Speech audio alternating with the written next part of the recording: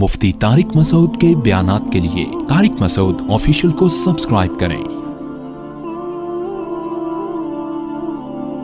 Tariq Masood official.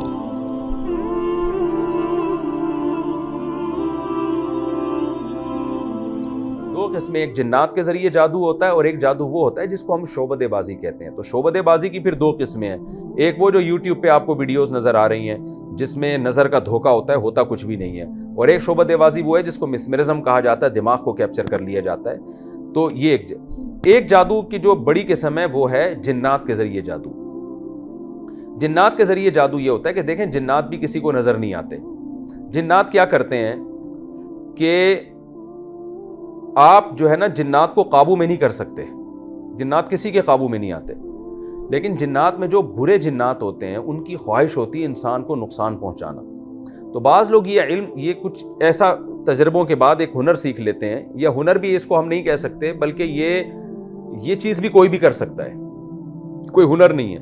बाज़ दफ़ा ये होता है कि आप जो शयातीन जिन्नात हैं उनको खुश करने के लिए कोई ऐसा उल्टा काम करते हैं, इंतहाई ख़तरनाक और इंतहाई भयानक काम, जिससे वो शयातीन जिन्नात खुश हो जाते हैं आपसे, और फिर आप उनको एक मैसेज देते हैं। उस मैसेज देने के मुख्तलिफ तरीक़े होते हैं। वो मैसेज देते हैं जिसके फ़लाँ को नुकसान पहुँचाना है या फ़लाँ का जो है वो बर्बाद करना है वगैरह वगैरह।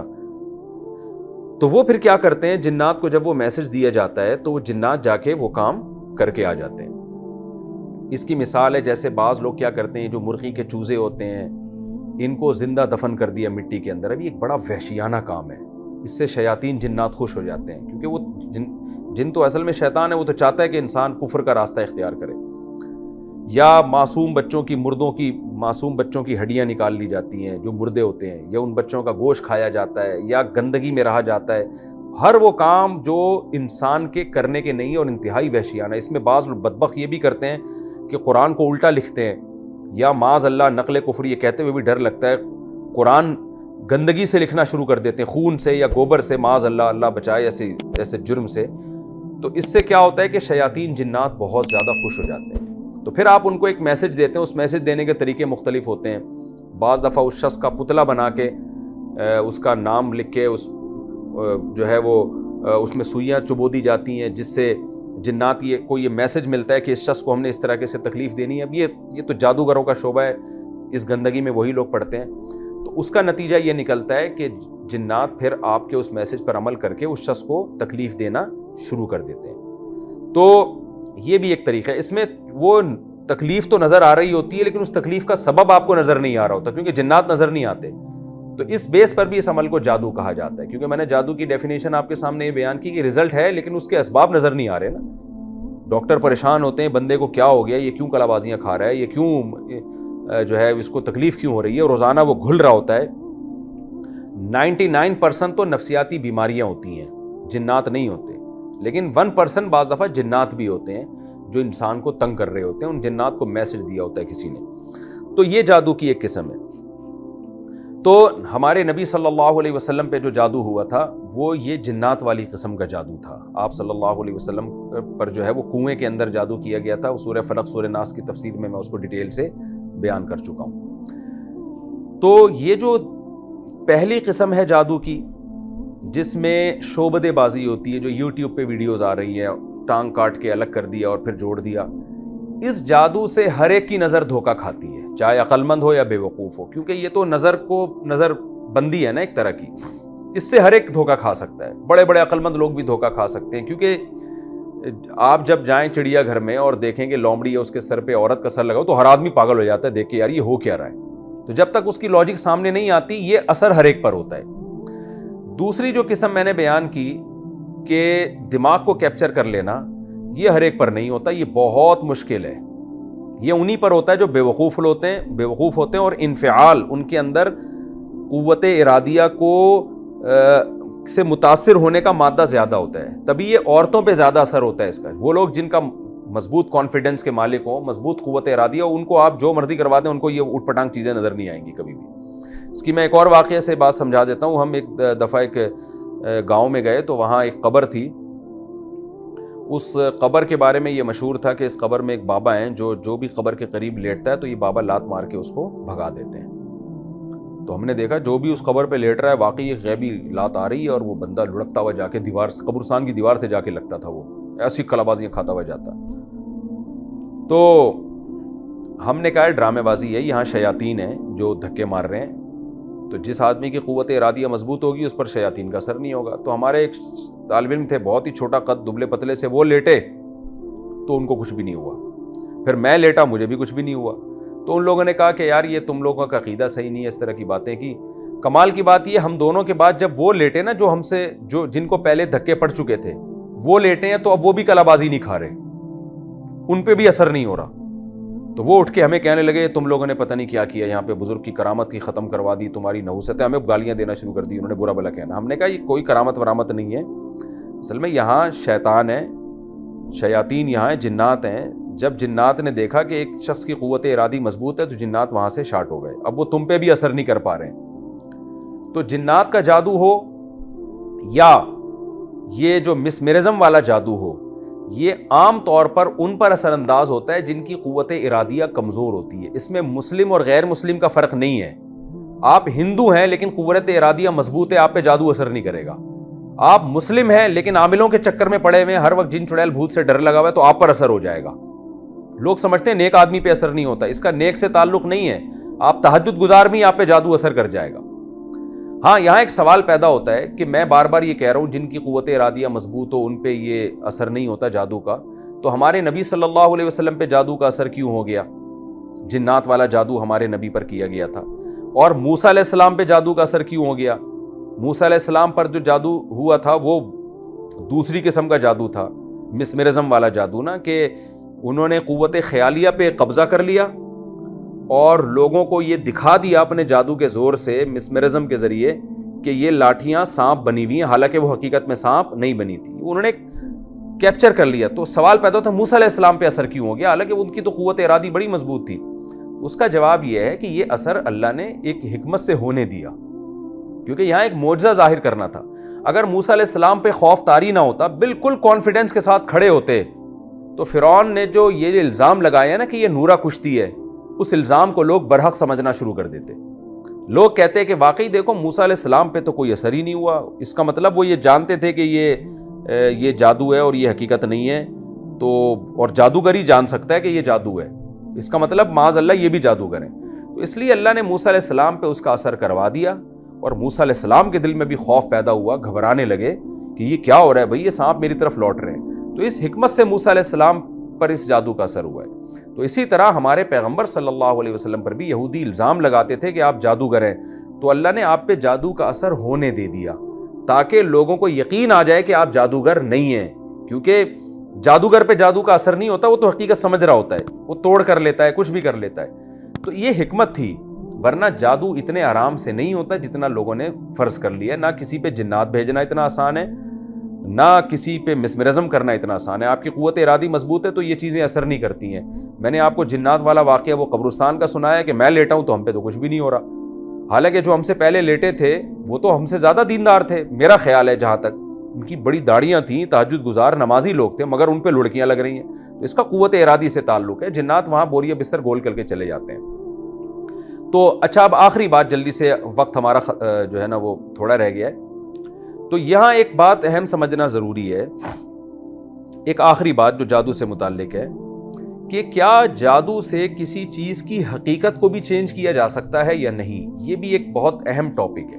پہلا تو یہ خوب سمجھ لیں کہ جادوگروں سے ڈرنے کی بالکل ضرورت نہیں ہے. جس طرح آج عاملوں کو مسلط کر لیا ہے نا، فلاں پہ جن، فلاں پہ چھوڑے، 99% بھی نہیں بلکہ 99.9% نفسیاتی کیسز ہوتے ہیں جن کو لوگ جادو سمجھ رہے ہوتے ہیں عاملوں کے کہنے سے. میرے پاس نفسیاتی ڈاکٹرز آتے ہیں، انہوں نے مجھے بتایا کہ کتنے کو عاملوں نے کہا تھا کہ یہ جن ہے، ہم نے میڈیسن سے ان کا علاج کیا اور الحمدللہ وہ ٹھیک ہو گئے. تو یہ عاملوں کی باتوں میں کبھی بھی نہ آئے.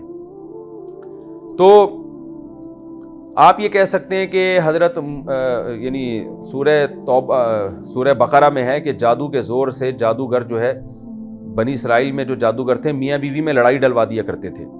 اس کا مطلب جادوگر کو اتنی طاقت ہے کہ وہ میاں بیوی میں لڑائی بھی ڈلوا دے. دیکھیں شعبدے بازی کے ذریعے غلط فہمیاں پھیلائی جا سکتی ہیں. ایک چیز ہے نہیں, آپ نے کچھ خفیہ اسباب اختیار کیے, شوہر بدگمان ہو گیا بیوی سے, کچھ ایسی چیز بیوی نے دیکھ لی جس سے بیوی بدگمان ہو گئی شوہر سے, تو یہ شعبدِ باز لوگ یہ کام کر سکتے ہیں. تو اس میں وہ شعبدِ بازی والا جادو بھی ہو سکتا ہے, اس سے مراد مسمرزم بھی ہو سکتا ہے, اس سے مراد جنات بھی ہو سکتے ہیں. شیاطین بعض دفعہ وسوسے ڈالنا شروع کر دیتے ہیں, تو خام خواہ میں اچھی بھلی بیوی کے بارے میں الٹے وسوسے آتے ہیں. لوگ ہوتے ہیں نا وہمی, تو یہ کام شیاطین کرتے ہیں. ورنہ جادوگر کے پاس حقیقت میں اتنی پاور نہیں ہے کہ جب چاہے میاں بیوی میں طلاق ڈلوا دے. اگر ایسا ہوتا تو یہ تو دنیا میں عذاب کھڑا کر چکے ہوتے اب تک. جادوگر کسی سیاسی لیڈر, اچھا یہ بھی ذہن میں رکھے, جادو کا اثر عام طور پہ 99.9% مشہور لوگوں پہ نہیں ہوتا. جادو کا اثر حکمرانوں پہ نہیں ہوتا, کیونکہ اس وہاں تک ان کو اللہ نے طاقت نہیں دی ہے کہ اتنے پاورفل ہو جائیں. تو جن لوگوں میں کانفیڈنس ہوتا ہے ان پہ اثر نہیں ہوتا. تبھی آپ دیکھیں ہزاروں جادوگر جنہوں نے موسیٰ علیہ السلام کو دکھایا کہ لاٹھیاں سانپ بن رہی ہیں, فرعون کا کچھ نہیں بگاڑ سکے وہ. ورنہ وہ فرعون کو کہتے کہ ہم اتنے زبردست ہیں کہ ہم نے جب لاٹھیوں کو سانپ بنا دیا تو ہم یہ اب ساری لاٹھیاں تیری طرف بھیجیں گے اور سانپ بن کے تجھے کاٹ کے کھا جائیں گی. کچھ بھی نہیں کر سکے وہ فرعون کا. فرعون نے ان کو قتل کر دیا. اور آج بھی دیکھ لیں سیاسی لیڈر ایک دوسرے کے خلاف تقریریں کر رہے ہوتے ہیں, کہیں بھی کسی کے پاس کوئی جادوگر نہیں ہوتا کہ جادو کے زور سے مسلم لیگ کی حکومت ختم کرا دی, یا مسلم لیگیوں نے جادوگروں کے زور سے پی ٹی آئی کی حکومت ختم کرا دی ہو. ایسا کچھ بھی نہیں ہوتا. تو یہ جادوگروں کو اتنا نہ باپ بنائیں اپنا, کیونکہ آج ہر خاندانی جھگڑے میں الزام لگا دیا جاتا ہے فلاں نے جادو کیا, فلاں نے یہ کیا, فلاں نے یہ کیا. یہ سب ڈرامے بازی ہے. اتنے آرام سے یہ چیزیں نہیں ہوتی. اور جادو کا اثر ہر ایک پر ہوتا بھی نہیں ہے, اور جس پر ہوتا ہے تو ضروری نہیں کہ 100% اثر ہو. یہ عین ممکن ہے 1% ہو, 2% ہو.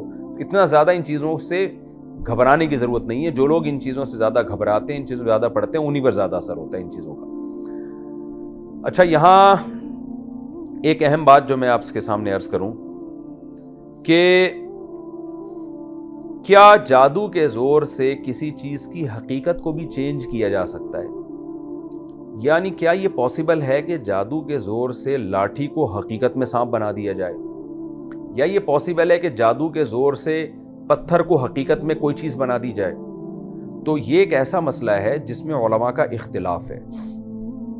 ہمارے ہی قریب کے بعض علماء اس طرف گئے ہیں کہ جادو کے زور سے کسی چیز کی حقیقت بھی چینج ہو سکتی ہے, اور اس کے ناجائز ہونے کی یا ناممکن ہونے کی, ناجائز تو نہیں کہیں گے, کہتے ہیں اس کے ناممکن ہونے کی ہمارے پاس کوئی دلیل نہیں ہے. اور ان میں مولانا اشرف علی تھانوی رحمۃ اللہ علیہ جو ماضی قریب کے علماء میں سے ہیں, ان کی رائے یہی ہے کہ یہ ممکن ہے کہ جادو کے زور سے کوئی جادوگر کیا کرے, ایک چیز کی حقیقت ہی کو چینج کر دے. اور ان کی دلیل کیا ہے؟ حضرت عبداللہ بن سلام رضی اللہ تعالیٰ عنہ جو یہودیوں کے بڑے عالم تھے, وہ یہ کہا کرتے تھے کہ اگر رسول اللہ صلی اللہ علیہ وسلم کے بتائے ہوئے مخصوص دعا میں نہ پڑھتا تو یہودی مجھے جادو کے زور سے حمار یعنی گدھا بنا دیتے. اس حدیث سے بعض علماء نے استدلال کیا ہے کہ بھئی اس سے پتہ چلتا ہے کہ بعض دفعہ جادو اتنا پاورفل ہوتا ہے کہ انسان کو وہ جانور بھی بنا سکتا ہے. لیکن دوسری طرف دوسرے علماء ہیں جیسے امام ابو بکر الجساس رحمہ اللہ تعالی, بہت بڑے مفسر قرآن گزرے ہیں وہ. ان علماء کی رائے یہ ہے کہ یہ ممکن نہیں ہے کہ جادو کے زور سے کوئی چیز حقیقت میں ہی چینج ہو جائے. اور ان کے بھی مضبوط دلائل ہیں. ان کی دلیل قرآن مجید کی یہ آیت ہے. وہ کہتے ہیں قرآن یہ کہہ رہا ہے کہ جادوگروں نے جب رسیاں پھینکی ہیں اور وہ سانپ بن کے دوڑنے لگی ہیں, سحروا اعین الناس, انہوں نے جادو کیا, اور کیسا؟ وجاؤوا بسحر عظیم, بہت بڑا جادو لے کر آئے.